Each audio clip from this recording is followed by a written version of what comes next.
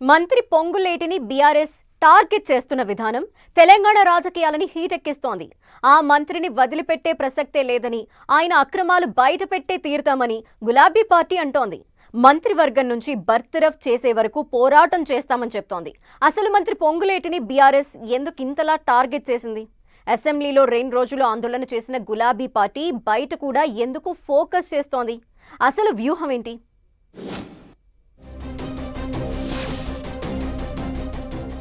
మంత్రి పొంగులేటిని టార్గెట్ చేస్తున్న బీఆర్ఎస్, అసెంబ్లీలో బయట గులాబీ పార్టీ ఫోకస్.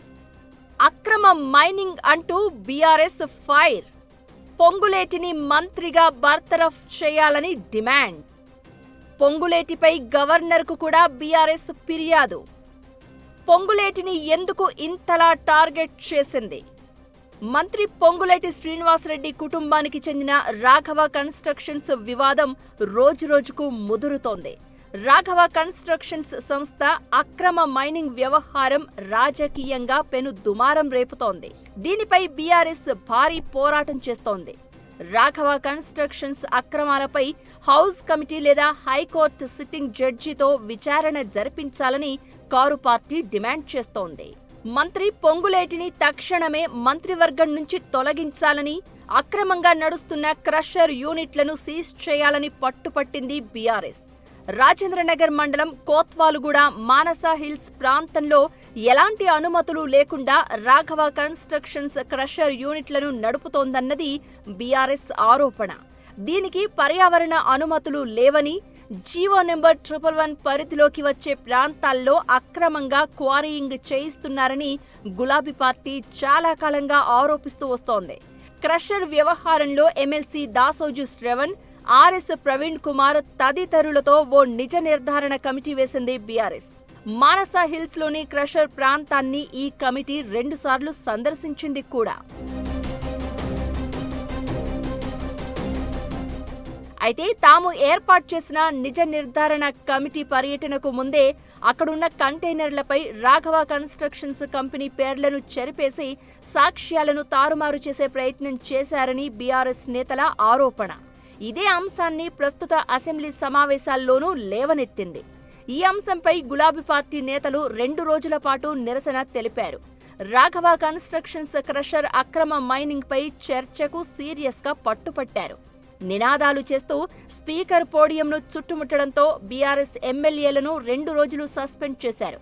అంతకుముందు కేటీఆర్, హరీష్ నేతృత్వంలో ఎమ్మెల్యేలు, ఎమ్మెల్సీలు గన్ పార్క్ దగ్గర ప్లకార్డులతో నిరసన తెలిపారు. దీంతో రాఘవ కన్స్ట్రక్షన్స్ మైనింగ్ వ్యవహారం రాజకీయ రచ్చకు కారణమవుతోంది. అయితే బీఆర్ఎస్ ఆరోపణలను సీఎం రేవంత్ తిప్పికొడుతున్నారు. గత 12 ఏళ్లుగా జరిగిన మైనింగ్ అక్రమాలపై సిబిసిఐడి విచారణకు ఆదేశించామని తెలిపారు.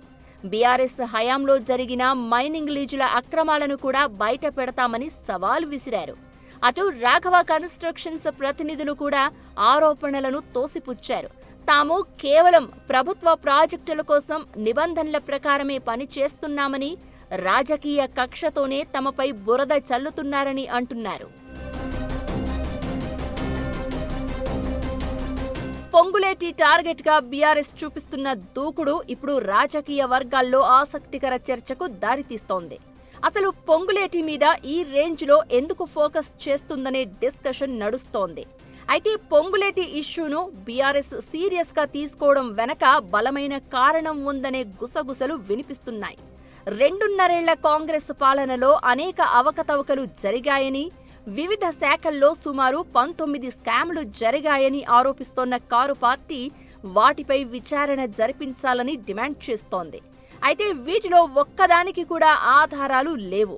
ఇక మంత్రి పొంగులేటి కుటుంబానికి చెందిన రాఘవ కన్స్ట్రక్షన్స్ క్రషర్ వ్యవహారం కారు పార్టీకి ఆయుధంగా మారింది. ఆ క్రషర్కు అనుమతులు లేవని చెప్పడానికి పలుమార్లు నోటీసులు జారీ చేయడం, జరిమానా విధించడానికి సంబంధించిన పూర్తి ఆధారాలు దొరికాయి. దీంతో ఈ వ్యవహారాన్ని అంత ఈజీగా వదలొద్దని బీఆర్ఎస్ డిసైడ్ అయిందని టాక్.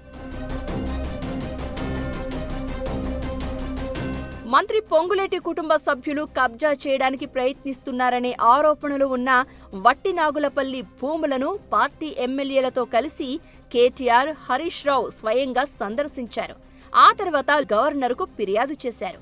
మంత్రి పొంగులేటి అక్రమ క్రషర్లు నడుపుతున్నారని, హైదరాబాద్లో భూ కబ్జాలకు పాల్పడుతున్నారని, ఆయనను మంత్రివర్గం నుంచి బర్తరఫ్ చేయాలని కోరుతూ గవర్నర్కు ఫిర్యాదు చేశారు.